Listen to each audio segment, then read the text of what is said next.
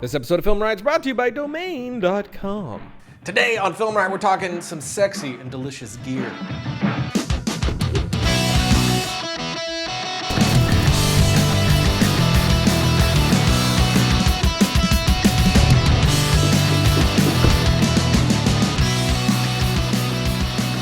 Welcome to FilmRiot, the show that takes the mystery out of the effects and techniques, going to some of your favorite Hollywood films. I'm your host, Ryan Conley, and as you can see, I'm not in the studio today. We're doing something a little bit different. We are working on a new project, which we've been posting about, and people think it's a secret project. It's really not. It's kind of this 2 to 3 minute fun, like FilmRiot ad, I guess. There's some stuff coming up with Adobe, which I can't talk about yet, but I was really excited about it, and we came up with this idea to kind of coincide with it, which I wrote with Seth Worley, and it's kind of this short and really fun piece where I'm trying things that I never tried before. I won't say more about it than that because there's just some cool stuff that I just want you guys to see, and then we'll talk about it once it's out. It should be out beginning of April-ish, maybe sooner. Quick, really fast turnaround sort of project. So we're gonna talk about the type of gear I was able to get together for a project like that and why I used it. So let's do that.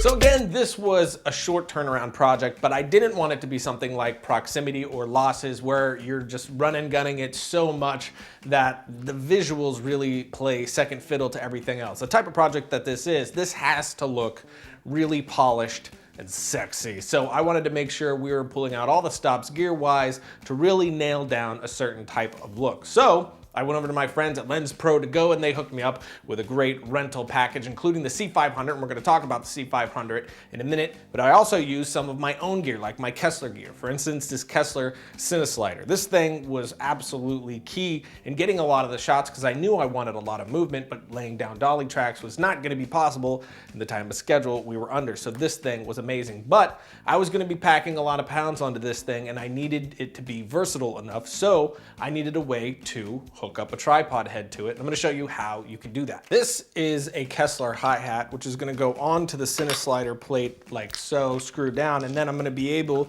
to mount my ball head, tripod head to the top here. This basically just acts as a riser to give some distance there so I can get that tripod on here. Now I can take my Manfrotto 504 HD tripod head and mount it to that hi-hat, screw it down with the parts that comes with it. Now I have my tripod all set up on the slider for me to be able to mount the camera to, but before I get that far, I do on projects like these always have my pouch with me and a Leatherman of some kind, something that's a multi-tool with pliers, screwdriver, and a knife.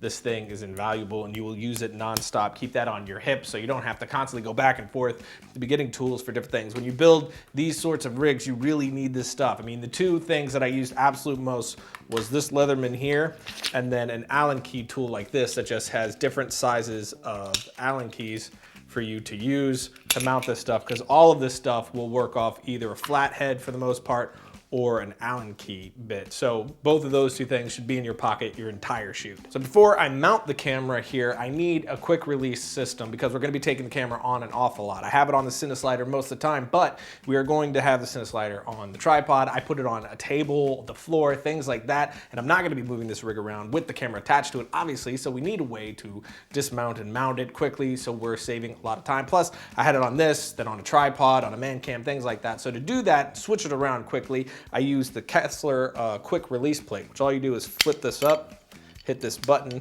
and the plate comes right out with the camera, of course. And we had a few of these, each mounted to all the rigs we were using, so we could just pop the camera off and pop it back on wherever we want. So I take the tripod plate, mount that to the quick release plate, and now I can mount it right to my tripod head, and now this will never move, and I'm gonna use this to mount and dismount my camera. My camera will actually attach to this, which means I have to mount my plate for the quick release to this before I mount my camera, which is the Genius C300 mount, which I'm using for the camera, and I actually have lettuce rods on it right now. But now I can throw my camera up on this bad boy. So now with the quick release plate mounted to the Genius plate, with my camera mounted to it, I can pop it on as easy as that, lock it down, and I'm good to go, and I can remove it just as quickly to mount it wherever I want. But now I'm gonna start kitting out the rest of this system using these rods. Like popping on this Anton Bauer battery plate and then throwing in the V-mount battery and then connecting it to the camera, which is gonna give me far more battery life than my lens mounts, since we are using a very heavy lens. But now with this on, it's finally time to mount the lens.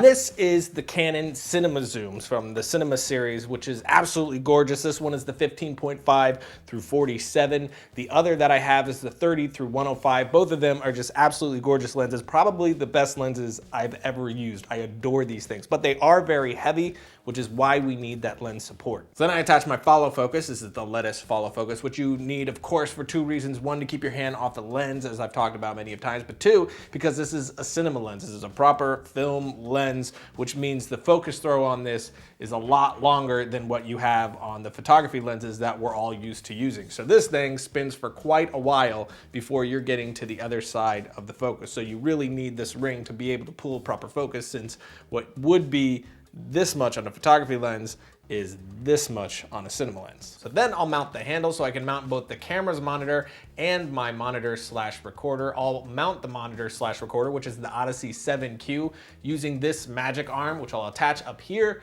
then attach that to my monitor. And as you can see, this is loose and you can move it in a ton of different ways until you tighten it down. Once you tighten it down, it is locked. So now I pretty much have my entire setup ready to go as I used it, missing one monitor/recorder, which I was testing out and using as redundant recorder, but we'll talk about that on another episode. But I do have two monitors here, which looks like overkill, but it isn't. This one is the camera's monitor, which I'm using for all my settings. So if I hit the function button back here, I can cycle between white balance, ISO setting, and shutter setting to change it right there easily on the fly.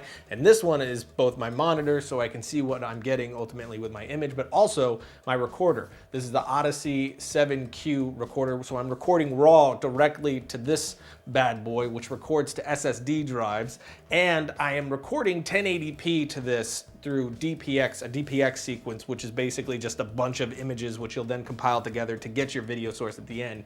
And the quality is outstanding, which is why we're going with that. However, I'm doing 1080 and not 4K because the file sizes would be massive. And since this is not proximity, I don't need that extra flexibility with 4K. I'm really honing in my image in camera, so I really don't need anything more than 1080 since we are going to the web. The other great thing about the Odyssey is the built-in features like the focus assist, the zoom to 1:1 to pool focus, the false color, zebra, which shows you your overexposed areas, the waveform monitor, and the histogram. But I really love this recorder. I love the fact that it's pulling double duty as monitor and recorder. That way I don't have to put a bulky recorder on the back of my camera plus a monitor on top. We're cutting down a lot of the weight, which is huge for me. But that is basically all the gear that I used for production on this piece. I kind of wanted to give you guys a ground up view of what I was using, so all the craziness didn't just look like craziness. You had a good idea of what was on top of this. That way, if you had to rent your own gear for a production like this, you kind of have a nice starting point.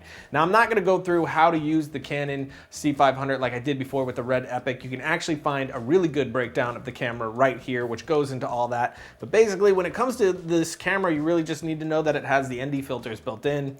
You can change the functions by just hitting that function button like I showed you, and you're good to go. It's a very simple camera to get into if you already know like the Canon DSLRs and things like that. I want a penguin. And I want a penguin. We both want penguins. We all want penguins. You can throw them fish and they grab it. They love you. They waddle around. It's kind of like a little guy in a tuxedo who pooped his pants, really. I mean, that's what a penguin is essentially. Yeah, actually. That's awesome.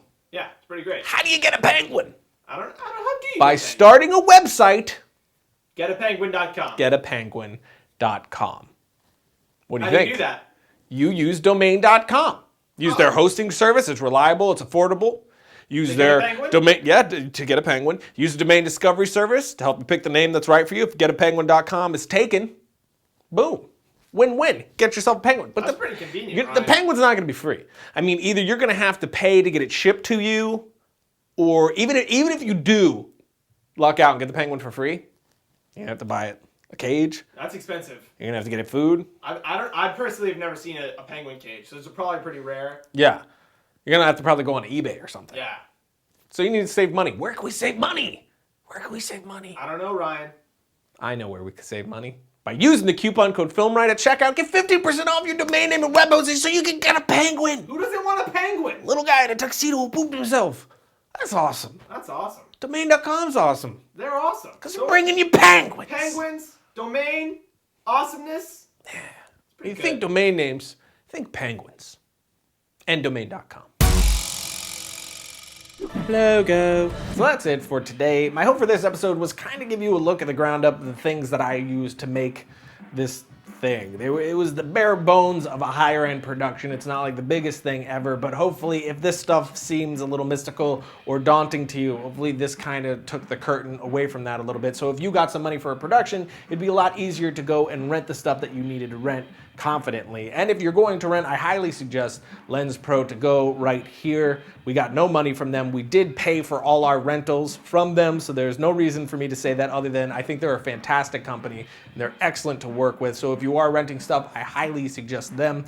Big thank you to them. But we'll get more into this production and what it is. It'll be coming out probably end of this month, beginning of next, hopefully. And once it does, we'll get a lot more into the production and how we did a lot of things that we did for the production. I just wanted to get into some of this gear while we had it. But that's it, and I'll see you guys next week when I get sucked into the computer and I kind of like become a light bright.